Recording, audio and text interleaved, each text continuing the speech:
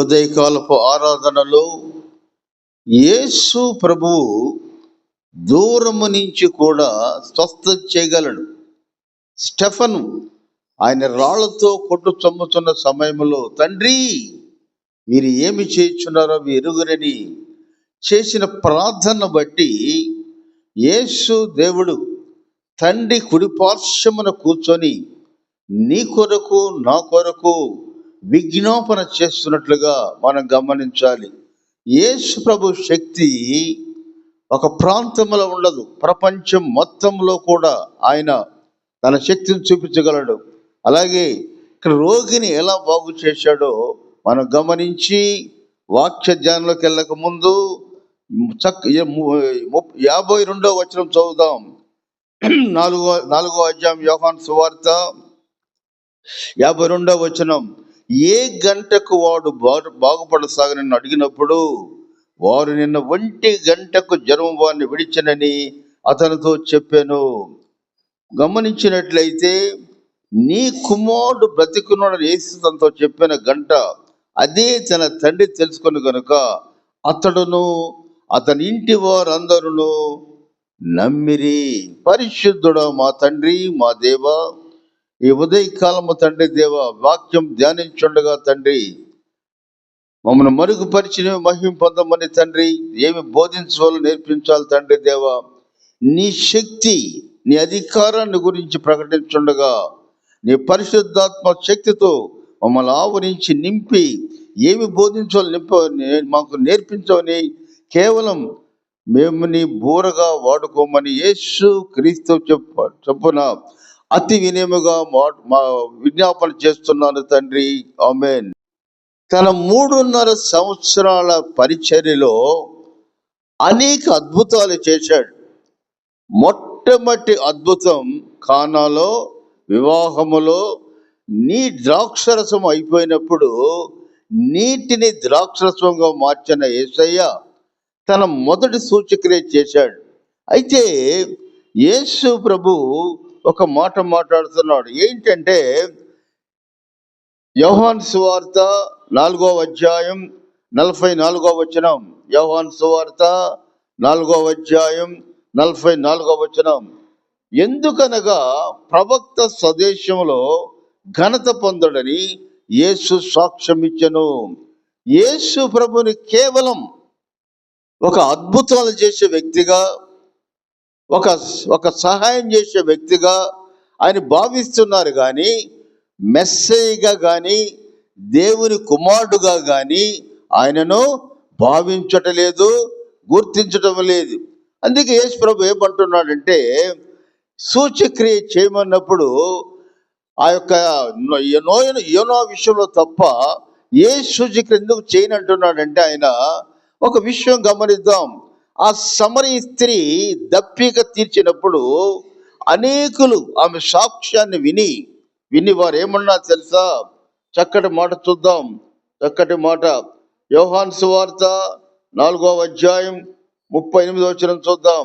మీరు దేని గురించి కష్టపడి దానిని కోయటకు మిమ్మల్ని పంపితిని, ఇతరులు కష్టపడి మీరు వారి కష్టములను ప్రవేశించున్నారని చెప్పాను. కాబట్టి యేసు ప్రభు విత్తనాలు ఎలా విత్తాలి, ఎలా దేవుని దగ్గరికి రావాలి, ఇవన్నీ కూడా ఆయన తెలియచేయటానికి ఈ భూమి మీదకి వచ్చినట్లుగా మనం గమనించాలి. అయితే ఇక్కడ చూద్దాం, యేసు ప్రభు యెరూషలేము నుంచి గలిలయ ప్రాంతానికి వచ్చాడు. కొన్ని రోజులైన తర్వాత యెరూషలేములో అనేకమైన క్రియలు చేసిన తర్వాత, ఆ యొక్క సమరయ స్త్రీని బాగుపరిచిన తర్వాత, అక్కడున్న అనేక మందిని దేవునిలో తీసుకొచ్చిన తర్వాత ఆయన ఏం చేశాడంటే గలిలయ ప్రాంతానికి వచ్చాడు. గలిలయ ప్రాంతంలో సుమారు 16 నెలలు వాక్యం ప్రకటించాడు ఆయన. గలిలయ ప్రాంతంలో సుమారు 16 నెలల వాక్యం ప్రకటించాడు. అప్పుడు ఆ ప్రాంతాన్ని హేరోద్ యాంటినా అనే రాజు పరిపాలిస్తున్నట్లుగా మనం గమనించాలి. యోహాను సువార్తలో ఒక ప్రత్యేకత ఏమిటంటే, యేసు ప్రభు యొక్క దైవత్వాన్ని చూపించడానికి యోహాను ఎంతో కష్టపడినట్లుగా మనం గమనించాలి. యోహాను సువార్తలో యేసు ప్రభు యొక్క దైవత్వం చూపించినట్లుగా మనం గమనించాలి.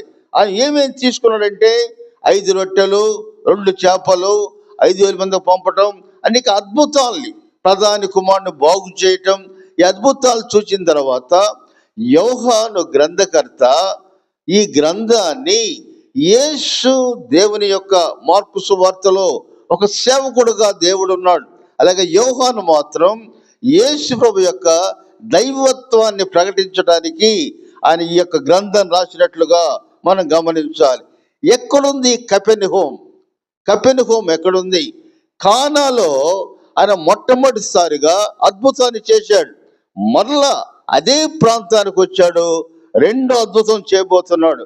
మనం గమనిస్తే కపెర్నహూములో ఒక ప్రధాని కుమారుడు జబ్బుపడి తన మరణ స్థాయిలో ఉన్నప్పుడు ఆ ప్రధాని యేసు ప్రభు దగ్గరకు వచ్చి, అయ్యా మీరు వస్తారా అని ప్రశ్నిస్తున్నట్లుగా మనం గమనించాలి. కానాకి కపెర్నహూముకి 20 మైళ్ళ దూరం. కానాకి కపెర్నహూముకి 20 మైళ్ళ దూరం. కపెర్నహూము అంత కొండ ప్రాంతం 20 మైళ్ళ దూరమైన రాత్రుల్లో అక్కడ ప్రయాణం చేయలేరు. ఎందుకంటే అది అడవి ప్రాంతం కాబట్టి వారంతా కానాల్లో ఉండి లేక బయట ఉండి కపెర్నహూము వెళ్తూ ఉంటారు. అటువంటి కపెర్నహూము నుంచి ఒక యూదుడు కాని ప్రధాని యేసు ప్రభు స్వస్థత చేస్తున్నాడని ఎంతో దయగా వచ్చాడు. యేసు దేవుడు కానాలో ఒక అద్భుతాన్ని చేశాడు. నీటిని ద్రాక్షరసంగా మార్చాడు. అది తన తల్లి కోరిక మేరకు యేసు ప్రభువు కానాలో ఒక అద్భుతాన్ని చేశాడు. రెండవది ప్రధాని కోరిక మేరకు తన కుమారుని బతికించినట్లుగా మనం గమనించాలి. యేసు ప్రభు శక్తికి అంతము లేదు. ఆయన ఎక్కడి నుంచైనా కూడా మనల్ని బాగు చేయగలడు. మనం గమనించినట్లయితే ఇక్కడ ఏం జరిగిందో చూద్దాం. ఏం జరిగిందో చూసినట్లయితే ఆయన ప్రధాని వచ్చాడు, అయితే అతను పూర్తిగా నమ్మకం లేదు. ఎవరో చెప్పారు, ఏమని? యేసు ప్రభు దగ్గరికి వెళ్తే నీ కొడుకు బాగుపడతాడని ఎవరో చెప్పారు. అది విన్నాడు, అక్కడికి వచ్చాడు. వచ్చిన తర్వాత ఆయన ఏం చేశాడంటే, అయ్యా నా కపెర్నహూముకు వచ్చి నా కుమారుని బాగు చెయ్యి. గమనిద్దాం, కపెర్నహూముకు వచ్చి నా కుమారుని బాగు చెయ్యి అంటే యేసు ప్రభు యొక్క శక్తి అర్థం కాలేదు, యేసు ప్రభు యొక్క పవర్ అర్థం కాలేదు. యేసు ప్రభు దూరం నుంచి కూడా ఇద్దరిని బతికించాడు. యేసు ప్రభు దూరం నుంచి ఇద్దరిని బతికించాడు. ఎవరో మనం చూసినట్లయితే మత్తయి సువార్త 8వ అధ్యాయం 5-13 వచనాల్లో శతాధిపతి యొక్క విశ్వాసాన్ని గమనించాలి. ఆ విశ్వాసాన్ని దేవుడు ఎంతో ప్రేమించినట్లుగా కూడా మనం గమనించాలి. ఆ శతాధిపతి అయ్యా నీ మాట సెలవిమ్ము, నా సేవకుడు బ్రతుకుతాడయ్యా, నీ మాట మాత్రమే సెలవిమ్మని చెప్పినప్పుడు వెంటనే ఆయన చక్కటి మాట మాట్లాడుతున్నాడు. యూదుల్లో ఇంత గొప్ప విశ్వాసం నేను చూడలేదు. అనేక మందిని చూశాను కానీ ఇంత విశ్వాసం నేను చూడలేదని యేసు ఏమంటాడు తెలుసా? ఇక వెళ్ళుము, నీ విశ్వసించిన ప్రకారం నీకు అవును గాని శతాధిపతితో చెప్పాను. ఆ గడియలోనే అతని దాసుడు స్వస్థపరచబడెను. రెండవది మనం గమనించినట్లయితే మత్తయి సువార్త 15వ అధ్యాయం 21-20 వచనాలు చూద్దాం. మత్తయి సువార్త 15వ అధ్యాయం 21-20 వచనాలు. ఇక్కడ కనాను స్త్రీ యొక్క కుమార్తెని బాగుపరచడం. ఒక విషయం గమనించినట్లయితే అనేక మంది ప్రసంగికులు ఇక్కడ తెలుసుకోవాల్సిన విషయం ఏంటంటే, అమ్మ రొట్టె కింద పడి రొట్టె ముక్క నువ్వు తింటావా అన్నప్పుడు ఆమె ఆ రొట్టెను గురించి చక్కటి మాట చెబుతుంది. ఏమందో తెలుసా? ఇశ్రాయేలు ఎక్కడ ఉన్నా కూడా దేవుడు స్వస్థపరుస్తాడని చెప్పినట్లుగా మనం గమనించాలి. ఇక్కడ పిల్లలు అంటే దేవుడు ఎన్నుకున్న ఇశ్రాయేలు. చక్కటి వాక్య భాగం, సమయం లేదు కాబట్టి మనం ఇద్దాం.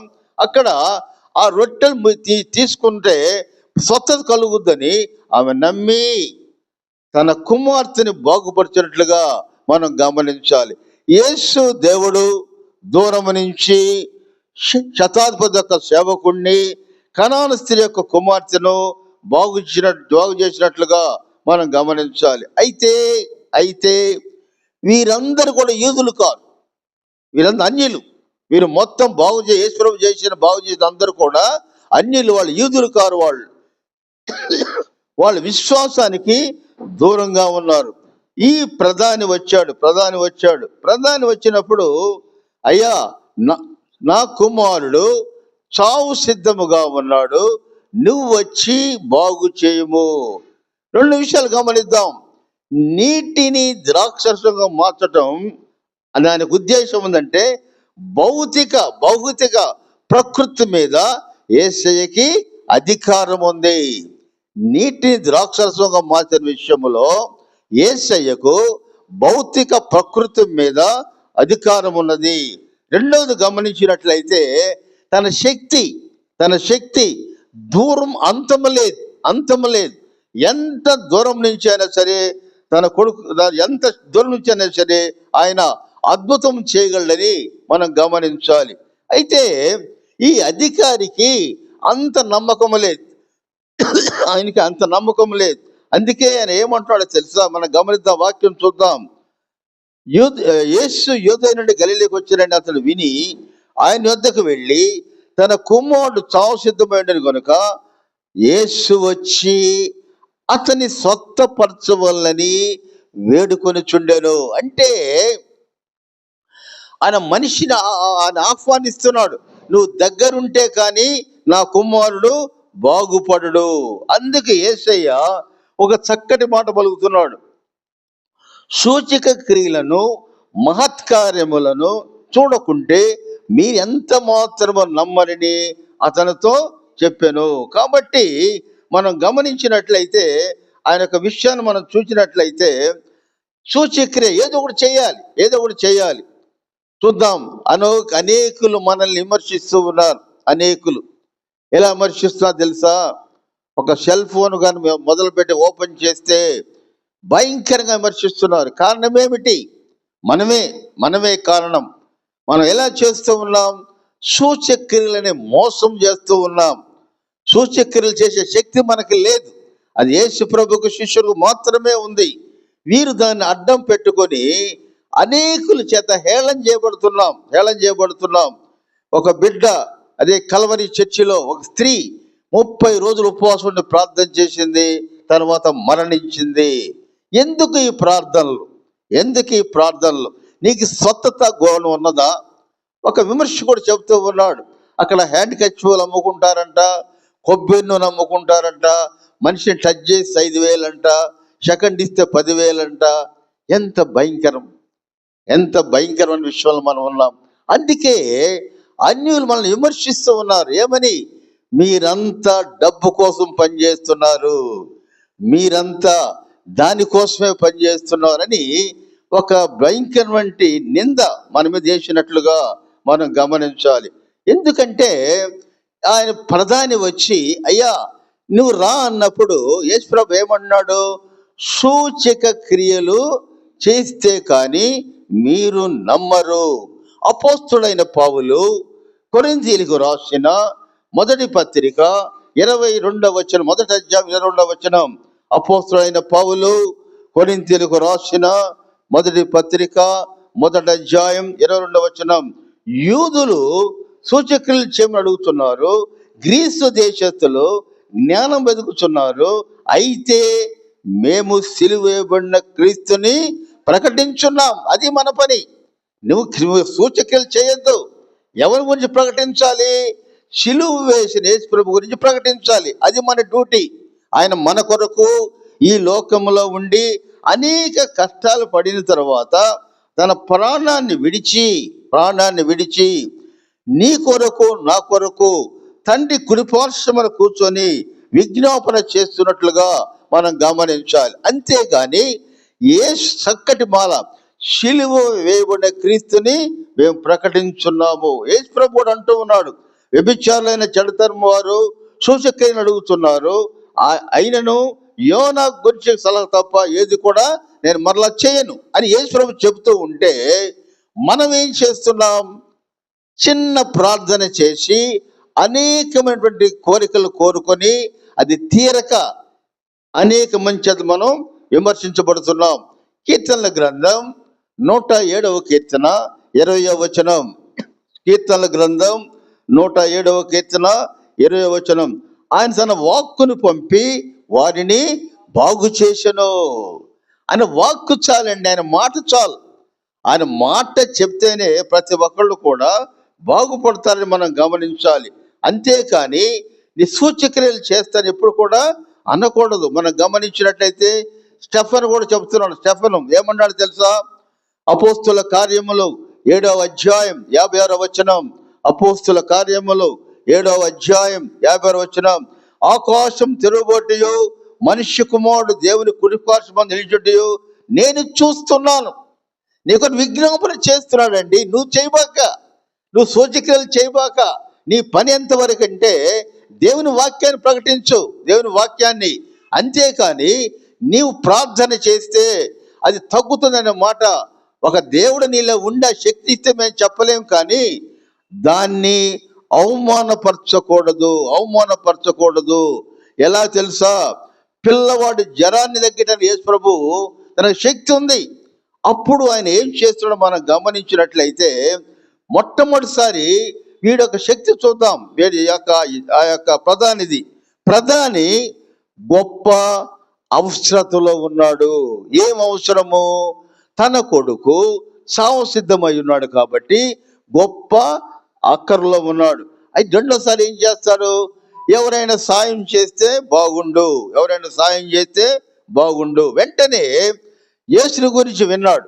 విని ఆయన ఏం చేశాడంటే కపెర్నహూము నుంచి కానాకు వచ్చి, అయ్యా సామసిద్ధమైన నా కుమారుడు ఉన్నాడు, నీవు కపెర్నహూముకు వచ్చి నా కుమారుణ్ణి బాగు చెయ్యి. ఇక్కడ వచ్చినప్పుడు గమనించినట్లయితే ఆయన అభ్యర్థిస్తున్నాడు. యేసు ప్రభువుని కేవలం అద్భుతాలు చేసే వ్యక్తిగా చూస్తున్నాడు, కానీ ఆయన దేవుని కుమారుడుగా ప్రధాని గమనించలేదు. మనం చూద్దాం ఇక్కడ ఎట్లా ఉంది తెలుసా? ఒక సర్జన్ చార్లెస్, ఆయన చాలా పెద్ద ప్రసంగికుడు, ప్రపంచంలో అనేక ప్రసంగాలు చేసిన వ్యక్తి ఆయన. ఆ వ్యక్తి ఈయన గురించి ఒక చక్కటి స్టేట్మెంట్ ఇచ్చాడు. ఏందో చూద్దామా? మొట్టమొదట ఆ అధికారి విశ్వాసము చిన్న నిప్పు రవ్వ. అధికారి నివాసం చిన్న నిప్పు రవ్వ. తర్వాత అది అగ్గిగా మారింది, ఆ తర్వాత మంటగా మారింది, ఆ తర్వాత కారు చిచ్చయింది. ఈ మంట అంటే మనకు తెలియదు. మీరంతా స్టైల్గా గ్యాసులు వాడుకుంటున్నారు కదా. మేము చిన్నప్పుడు కట్టె పుల్లలు వాడుకునేవాళ్ళం. మేము పేదవాళ్ళం కదా, కట్టె పుల్లలు వాడుకునేవాళ్ళం. కట్టె పుల్లలు పెట్టినప్పుడు ఏమొస్తుంది? నిప్పు వస్తుంది. ఆ నిప్పు ఎక్కువ ఏమవుతుంది? ఇల్లు కాలిపోద్ది. ఇప్పుడంతా ఇటు నొక్కంగా వెలుగుద్ది, అటు అలవాటు అయిపోయారు.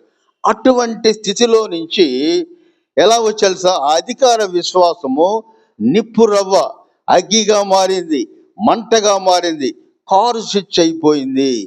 యేసు ప్రభు ఈ లోకానికి ఒక ప్రత్యేకమైన పని మీద వచ్చాడు. ఆయన ఏంటి ఆ పని అంటే పరలోక మర్మాలు నీకు తెలియచేయాలి.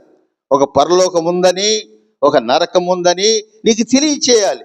తర్వాత తన తండ్రి దగ్గర ఒక మాట తీసుకున్నాడు. ఏమిటా మాట? తండ్రి, లోకం పుట్టక మునుపు నీలో ఏం మహిమ ఉన్నదో ఆ మహిమ నాకు ఇచ్చినట్లయితే ఆ మహిమలో వీళ్ళందరినీ తీసుకొస్తానని చెప్పి యేసు దేవుడితో ప్రమాణం చేయించున్నాడు. ఆ యొక్క ప్రమాణాన్ని బట్టి ఆయన ఉద్దేశం ఏమిటంటే మనుషుల్ని మార్చాలి. అందుకే శిలువలో పలికిన 5వ మాట, నేను దప్పికొని ఉన్నాను. దప్పిక అంటే ఆత్మల దప్పిక. దావీదు అంటున్నాడు, తండ్రి, ఈ లోకములో ఎంతకాలం ఉన్నా కూడా నేను నీ కోసం అరిచి నా గొంతు ఎండిపోయింది, నా శరీరం శక్తి చెల్యమైంది. ఎప్పుడు నిన్ను చూడాలని దప్పికొని ఉన్నాడు. యేసు ప్రభు కూడా తన 33.5 సంవత్సరాలు భూమిలో ఉండి 3.5 సంవత్సరాలు సేవ చేసి తన తండ్రిని చూడటానికి దప్పికొనున్నట్లుగా ఉదయకాలం మనం గమనించాలి. ఆ దప్పిక తీరాలంటే మనం ఏం చేయాలంటే యేసు ప్రభువుని రక్షకుడుగా మనం అంగీకరించాలి. అందుకే యేసు ప్రభు ఏం చేస్తున్నాడంటే ఆ ప్రధానమైనటువంటి ఆ యొక్క లోపాన్ని సరి చేస్తున్నట్లుగా మనం గమనించాలి. అక్కడ ఏమవుతున్నాడు తెలుసా? ఆయన నీవు ఇంటికెళ్ళు, నీ కుమారుడు స్వస్థపరిచాడు అంటే ఆయన వెంటనే ఏం చేశాడు తెలుసా? ఇంటికి వెళ్ళిపోయాడు. ఆయన మనం గమనిస్తే వచ్చినప్పుడు అంత విశ్వాసంతో రాలేదు. ఇక్కడ యేసుప్రభుకు 2 పనులు ఉన్నాయి. ఒక మొట్టమొదటి పని ఏంటంటే కుమారుడిని స్వస్థపరచటం. రెండో పని ఆ అధికారుల విశ్వాసాన్ని పెంచాలి. వచ్చిన అధికారికి విశ్వాసం పెంచాలి. ఏమని? దేవుడు యేసే దేవుడని. ఈ 2 పనులు కూడా యేసు ప్రభు చేసినట్లుగా మనం గమనించాలి. ఆయన ఏమడుగుతున్నాడంటే నువ్వు వెళ్ళండి, నీ కుమారుడు బ్రతికి ఉన్నాడు. అయితే ఆ యొక్క అధికారి ఏం చేశాడంటే ఆ మాటని నమ్మాడు. యేసు ప్రభు చెప్పిన మాటని నమ్మాడు. నువ్వు వెళ్ళు, నీ కుమారుడు స్వస్థపరచబడ్డాడు అని ఆ మాట చెప్పినప్పుడు ఆ అధికారి అంతకుముందు లేని విశ్వాసముతోటి నమ్మి వెంటనే బయలుదేరినట్లుగా మనం గమనించాలి. ఆయనకు ఎదురుగా సేవకులు వస్తూ ఉన్నారు. ఎదురుగా అయ్యా కుమారుడు బతికాడయ్యా, ఆయన స్వస్థపరచాడయ్యా అన్నప్పుడు ఏ గంటకి ఎప్పుడు స్వస్థపడ్డాడు రా కొడుకంటే రోమన్ కాలమానం ప్రకారం మధ్యాహ్నం 1 గంటకి యేసు ప్రభు ఆ యొక్క అధికారితోటి నీ కుమారుడు స్వస్థపరచబడ్డాడని చెప్పిన మాట వాళ్ళు కూడా ఏమన్నారయ్యా, మధ్యాహ్నం 1 గంటకి అబ్బాయి బాగుపడ్డాడయ్యా అని చెప్పినప్పుడు అధికారి ఆయన కుటుంబం అంతా కూడా యేసు ప్రభుని నమ్మినట్లుగా మనం గమనించాలి. అన్ని ఆత్మలు సంపాదించాడు ఆయన. అన్ని ఆత్మలు ఒక కుటుంబాన్ని సంపాదించాడు. అలాగా మనం గమనించినట్లయితే యేసు ప్రభు యొక్క పని ఏమిటంటే నిన్ను నన్ను ఓదార్చటం. అయితే మనం ఏం చేస్తున్నాం గమనిద్దాం. హెబ్రీయుల పత్రిక తీద్దాం. హెబ్రీయుల పత్రికలో 12వ అధ్యాయంలో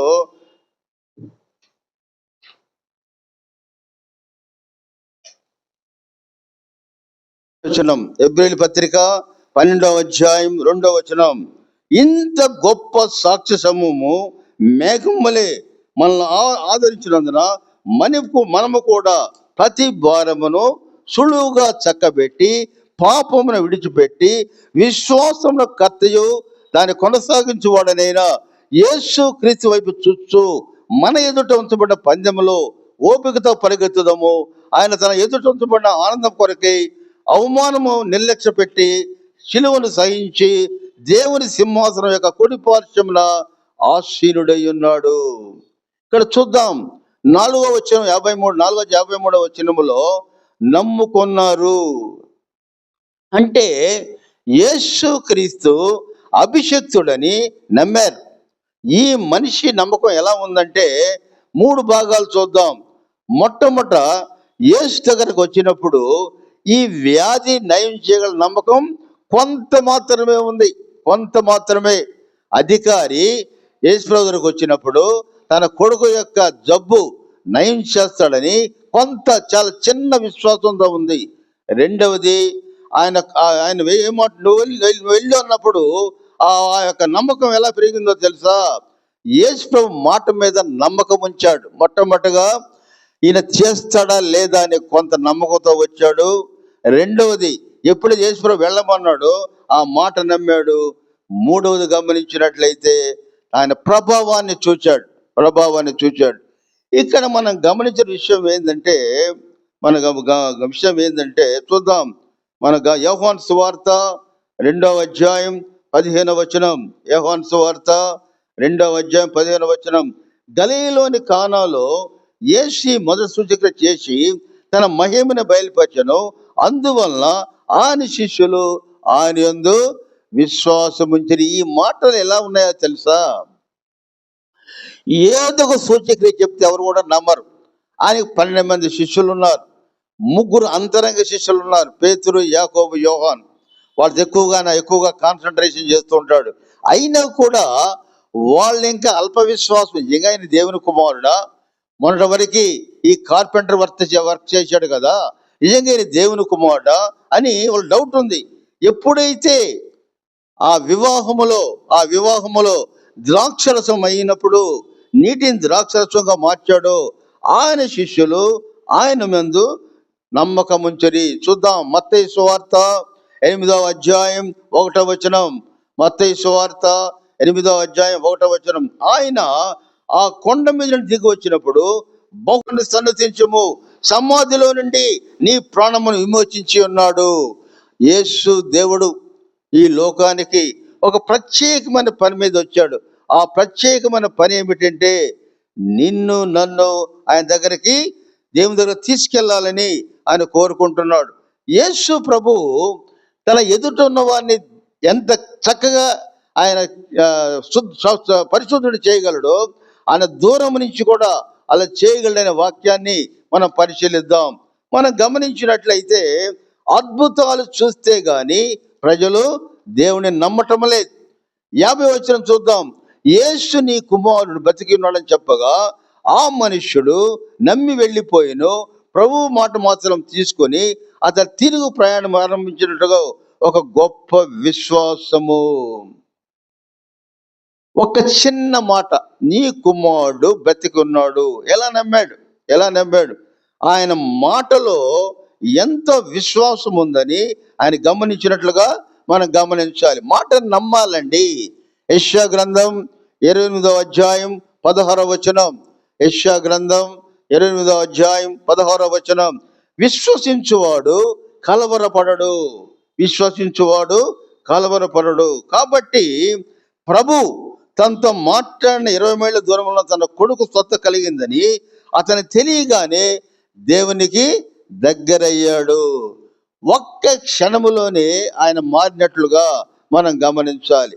మనం 50-70 ఏళ్ళ నుంచి అంటున్న వాక్యం ఎప్పుడన్నా ఇట్లా ఆలోచించామా? దేవునికి శక్తి ఉందా? నిజంగా శక్తి ఉందా? ఒకడు అడుగుతూ ఉన్నాడు, నిజంగా మీరు స్వస్థత కలిగి ఉంటే ఈ హాస్పిటల్ ఎందుకు, ఈ జనాలు ఎందుకు మీ ప్రార్థనలు ఎందుకు క్వశ్చన్ చేస్తూ ఉన్నారు. వీళ్ళ ఊరుకోరు. నేను గుడివాడ అనే ప్రాంతంలో ఇదే శనివారం వాక్యం చెబుతున్నాను. ఇదే సమయంలో 7 గంటలకి కృష్ణా జిల్లా గుడివాడలో ఒక వాక్యం చెబుతూ ఉన్నాను. అది పెంతెకోస్తల్ చర్చి, సుమారు 1000 మంది ఉన్నారు అక్కడ. ఆ స్త్రీలు వచ్చి, అయ్యా మాకు ఒక్కొక్కడికి ప్రార్థన చేయని అడిగారు. నేను ఒకటే అడిగాను, నేను బతకాలనుకుంటున్నారా పోవాలనుకుంటున్నారన్నా. నేను బతకాలా పోవాలన్నా. అయ్యా అదేంది, మీరు నా వాక్యాన్ని విని విశ్వసించండి. నేను ఒక తల మీద చేయబెట్టి ప్రార్థన చేసి 1000 మందికి చేశానంటే జగన్మోహన్ రెడ్డి చేయలేక నా చేయ కూడా పడిపోద్ది. అటువంటి పనులు నేను చేయను. మీరు గుంపులుగా రండి, 10 రండి, 10 మంది వందలుగా చేస్తానంటే ఆ స్త్రీల యొక్క నమ్మకం అండి, నమ్మకం. రాత్రి అంతా ఉపవాస ప్రార్థన చేశారు, కనీసం నీరు కూడా తాగలేదు. మోకాళ్ళు వంచి వాళ్ళు నేను ప్రార్థన చేస్తుంటే, అయ్యా మాకు యేసయ్య కనిపిస్తున్నాడయ్యా. ఎంత సంతోషం తెలుసా? వాక్యం చెప్పినప్పుడు ఒక టీచరు ఎప్పుడు సంతోషపడతాడు? ప్రసన్న చెప్పినట్లుగా ఎప్పుడు సంతోషపడతాడు? తన విద్యార్థి డాక్టర్ అయ్యి తన విద్యార్థి మంచి పొజిషన్లో ఉంటే ఆ టీచర్ సంతోషపడతాడు. అలా మేము కూడా వాక్యాలు చెబుతూ ఉన్నప్పుడు ఎవరైనా నమ్మినా, ఎవరైనా రియాక్షన్ ఇచ్చినా మాకెంతో సంతోషం. అంతేగాని నిద్రపోతా 7:15 వచ్చి ఊళ్ళో ఉన్నట్టుంటే మాత్రం కడుపు మండిపోద్ది. కాబట్టి దయచేసి ప్రార్థనకి సరిగ్గా రండి, ప్రార్థనకి సరైన టైంలో రావాలి. ఎందుకో తెలుసా? మనం బ్రతికే కాలం కొద్ది దగ్గరలో వచ్చింది. చాలా తొందరలో వచ్చేస్తుంది రెండవ రాకడ, చాలా తొందరలో. జాగ్రత్త. రెండవ రాకడ వచ్చిందంటే ఎంత భయంకరంగా ఉంటుందో తెలుసా? మనం చూద్దాం ప్రకటన గ్రంథం 21వ అధ్యాయం చూద్దాం. ప్రకటన గ్రంథం 21వ అధ్యాయంలో ఎంత భయంకరంగా ఉంటుందంటే, మన వాక్యాలు చెబుతూ ఉంటే తమాషగా చూస్తున్నారు కానీ ఆ యొక్క వాక్యాన్ని చూద్దాం. ప్రకటన గ్రంథం 21వ అధ్యాయం చూద్దాం. అంతటా నేను క్రొత్త ఆకాశమును క్రొత్త భూమిని చూచి తిని, మొదటి ఆకాశమును మొదటి భూమి యొక్క గతించిపోయాను, సముద్రం ఇకను లేదు. నీరు ఎక్కడ నుంచి వస్తాయి? నదులు ఉండవు, సముద్రాలు ఉండవు. ఏం చేస్తారు? ఆ? మేము తూరుపాలలో ఉన్నప్పుడు 3:30 లేచి ఒక రాయి పెడతాం. ఒక రాయి పంపు దగ్గర. ఆ రాయి మీద పేరు రాసుకుంటాం, లింగమ్మని, ప్రేమచంద్రరావు అని. ఆ రాయి పట్టుకోగలే పంపు నీళ్ళు రాగానే ఆ రాళ్ళు పట్టు రాయి, అయ్యగారు రాయి పట్టు నీరు, అమ్మగారు రాయి పట్టు నీరు. అటువంటి పరిస్థితుల్లో జీవించాం మేము. అటు పరిస్థితులు జీవించాం. ఇక్కడ చాలా కష్టపడ్డాం నీళ్ళకి. బలం గెల్ల వాళ్ళకి నీళ్ళు ఎక్కువ, బలం లేని వాళ్ళకి నీళ్లు తక్కువ. అటువంటి పరిస్థితుల్లో నీళ్ల విలువ ఏంటి అర్థమైంది మాకు. అటువంటి నీళ్లు లేకపోతే మీరు ఎలా జీవిస్తారు? సముద్రాలు ఉండవు, నదులు ఉండవు, ఏం జీవిస్తారు? ఎట్లా జీవిస్తారు? ఆ రోజు రాకముందే, ఆ గడియ రాకముందే యేసు ప్రభు నిజమైన దేవుడిని నమ్మాలి. ఒక చిన్న విధవరాలు ఆమె కనాని స్త్రీ యేసు ప్రభు అడుగుతుంది, అయ్యా కింద పడ్డ రొట్టె ముక్క చాలయ్యా, నాకు కింద పడ్డ రొట్టె ముక్క చాలయ్యా. దాని విశ్వాసం ఏమిటో తెలుసా? రొట్టె ముక్కలు అంటే ఇస్రాయేల్ కింద ఉన్నా సరే ఆ భాగం నాకు చాలైనప్పుడు, అమ్మా నీ విశ్వాసం ఎంత గొప్పది. శతాధిపతి ఏం చెప్తూ ఉన్నాడు? అయ్యా మాట మాత్రం సెలవిమ్ము, మా సేవకుడు బ్రతుకుతాడయ్యా. అది విశ్వాసం అంటే. విశ్వాసము లేకుండా దేవుణ్ణి చూచుట అసాధ్యం. ఆ విశ్వాసముతోటి ప్రధాని ఇంటికి వెళ్ళి ఏం చేసినాడో తెలుసా? తన కుటుంబాన్ని అంతా కూడా దేవునిలోకి మార్చాడు.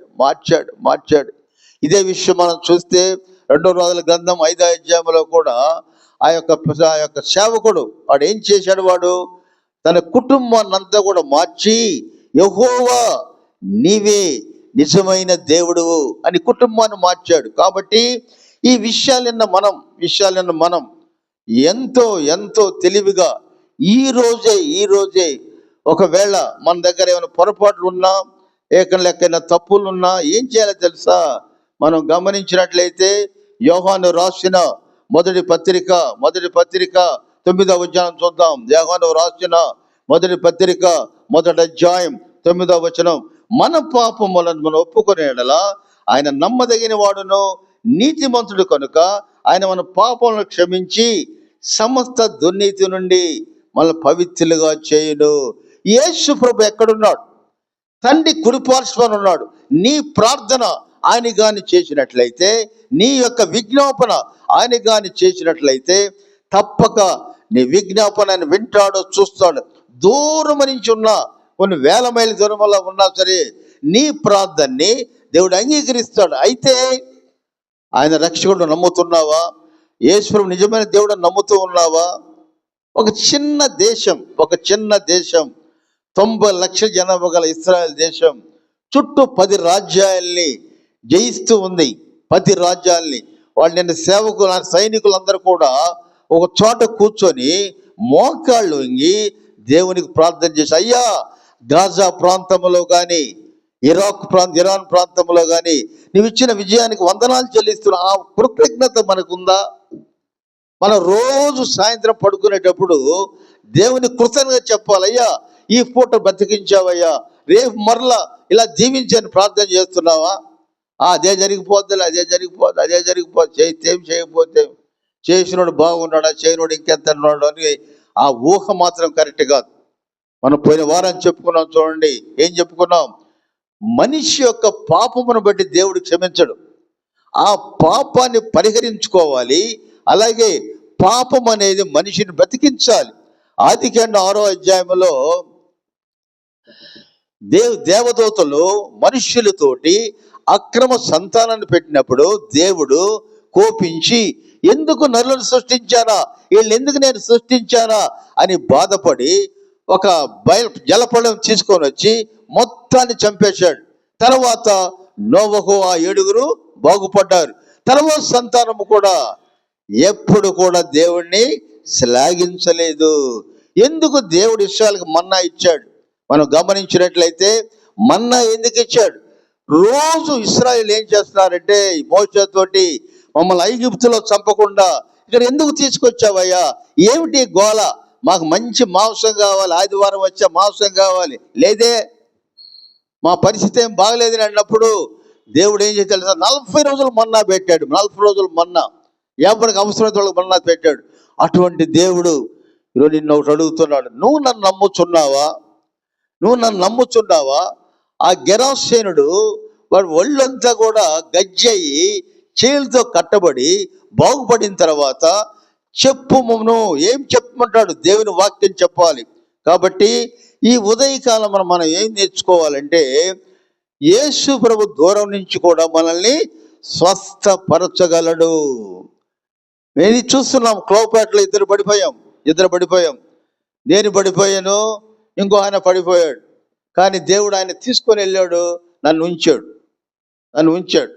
ఇద్దరు సేమ్ స్పాట్. ఆయన కారులో దిగి ఆయన అదిలా పడిపోయాడు, నేను పడిపోయాను. దేవుడు ఎందుకంటే ఇంకా ఈ ముసల వయసులో మా పాలయానికి వచ్చి వాక్యం చెప్పాలని ఇష్టపడ వస్తున్నాం. మీకు తెలుసో తెలియదో, మేము 5ంటికి లెగవాలి, గడ్డం చేసుకోవాలి, స్నానం చేయాలి, రావాలి ఇక్కడికి. మీరు ఆఫీసర్స్ లాగా 7:15 వచ్చి అలా కూర్చొని అలా వెళ్ళిపోతున్నారు. ఆఫీసర్స్, మేమేమో అటెండర్లం, అంతేనా? టైం అంటే టైం అమ్మ, టైం అంటే టైం.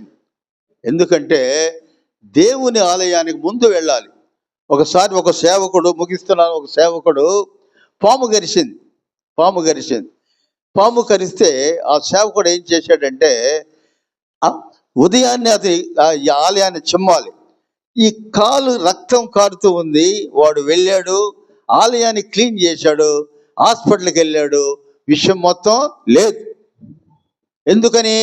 వాడు నడిచిన నడకలో, తొక్కిన సైకిల్లో ఆ విషయం అంతా కూడా కింద పోయింది. అలా దేవుడు కాపాడుతాడండి. మనం బతికున్నామంటే మనకు బలము కాదు, కేవలము దేవుని కృప వల్లే. By the grace of God we are living in the world. ఆయన ప్రేమతో మనం బతుకుతున్నాం, ఆయన కృపతో బతుకుతున్నాం. ఒక్క మాట, యేసయ్యా ఈరోజు కాపాడావయ్యా, రేపు నన్ను కాపాడే, ఉదయాన్నే మళ్ళీ లేచయ్యా, రాత్రి అంతా సుఖనిద్ర ఇచ్చావయ్యా, ఈ రోజు కూడా నన్ను కాపాడయ్యా, నాకు ఆహారం పెట్టయ్యా. మనం ప్రార్థన చేస్తాం, ప్రభు ప్రార్థన చేస్తున్నాం. ఏం చేస్తున్నాం? అనుదిన ఆహారము మాకిమ్ము అంటే, పడుకుంటే హోటల్లో నుంచి నీ చేతికిస్తాడా? హోటల్లో నీ చేతికిస్తా, అయ్యా పాలు చేసావయ్యా ప్రార్థన, ఇదిగో తిన అంటాడు. అటుంటే నేను కూడా పడుకోపోయానా? ఎంతో కష్టపడి పని చేయాలని అవసరం నాకేముంది? కాబట్టి మనం గమనించినట్లయితే, దేవుని నమ్మాలండి, దేవుని నమ్మాలి. మనం ఎప్పుడు కూడా రోజుకి ఒక్క చిన్న మాట బైబిల్ తీసి చదవండి. ఒక చిన్న మాట, నిజంగా చెప్తున్నాను. నేను పోయిన వారం అంతా తిరిగా, ఎక్కడ దేవుడు నాకు కొరత చేయలేదు. మేము కన్నీటితో చెప్తా ఉన్నాం. అనేక మంది అయ్యా ఎప్పుడొస్తావు, ఆ పేరు తెచ్చుకోవాలండి. మన పాలెంలో పుట్టినోళ్ళు, మన పాలానికి ఆ పేరు రావాలండి. అలా మన వాళ్ళంతా బోధకులు అవ్వాలి, మన వాళ్ళు సేవకులు అవ్వాలి, బాగా చదువుకోవాలి. మేము చదివేటప్పుడు ఏమని తెలుసా? మా ఇంట్లో పెద్ద కరెంట్ ఉండేది, వట్టిదే. ఒక షిమ్ని తీసుకొని తుడిచి చదువుకునేవాళ్ళం. I passed graduation, post graduation, MCom కూడా పాస్ అయ్యాను నేను. ఎలా? కరెంటు లేదు. ఎక్కడ చూసా కరెంట్ తెలుసా? కర్నూలు ఆఫీసర్ పోయినప్పుడు కరెంటు చూసా. అటువంటి దుస్థితి నుంచి మీకు ఇప్పుడు కరెంట్ ఉంది, గ్యాస్ ఉంది, ఫ్రిడ్జులు ఉన్నాయి, అయినా సరే వద్దని లేకుండా మనకి ఇబ్బంది. ఎందుకంటే కష్టం. దయచేసి ఒక వార్నింగ్ లాగా మీరు చూసి, ఆ ప్రధాని ఎలాగైతే తన కుమారుని బాగుపరుచుకున్నాడో, స్త్రీలందరూ కూడా ప్రార్థించి తన కుమారులని, బిడ్డల్ని సుఖముగా తీసుకొని రావాలంటే ప్రార్థన. Prayer is only weapon to get the promise of the God. Prayer ఒక్కటే, ప్రార్థన ఒక్కటే. ఎవరు నమ్మకండి, ఎవరు నమ్మద్దు, నన్ను కూడా నమ్మద్దు. మీరు ప్రార్థన హాయిగా చేసుకోండి. దేవుడు మీకు అనేకమైన ఉపదేశాలు చేస్తాడు, అనేక ఉపయోగాలు చేస్తాడు. తప్పక మీ కుటుంబము దీవించబడుతుంది. చివరిగా మనం గమనించినట్లయితే, ప్రధాని వచ్చినప్పుడు రవ్వలాగా వచ్చాడు, మంట అయింది, అగ్ని అయింది, విజయవంతంగా వ్యాపించిపోయింది. మీరు కూడా ప్రార్థనలో దేవునితో సన్నిహితం కండి, దేవునితో స్నేహం చేయండి. అప్పుడు దేవుని ప్రేమని మనం చూస్తాం. దేవునితో ప్రేమ ఎలా ఉంటుందో తెలుసా? ఎంత ధైర్యం! ఇప్పుడు మనం తూర్పు పాలెంలో నా వాక్యం నా పాలన చెప్పడం కాదు. కొత్త ప్రాంతం వాళ్ళు ఎవరో మాకు తెలియదు, వాళ్ళ భాష మాకు తెలియదు. అయినా సరే ఎందుకు వాక్యం చెబుతున్నామంటే, దేవుడు ఎక్కడున్నాడు? నా వెనక్కున్నాడు. కాబట్టి మీరు కూడా నమ్ముకొని ప్రధాని ఎలా కొడుకు బాగు చేసుకున్నాడో మీరు మీ కుటుంబాన్ని బాగు చేసుకోవాలని విజ్ఞాపన చేస్తూ ఈ వాక్యాన్ని ముగిస్తున్నాను. ప్రార్థన చేసుకుందాం. కృపా సత్యం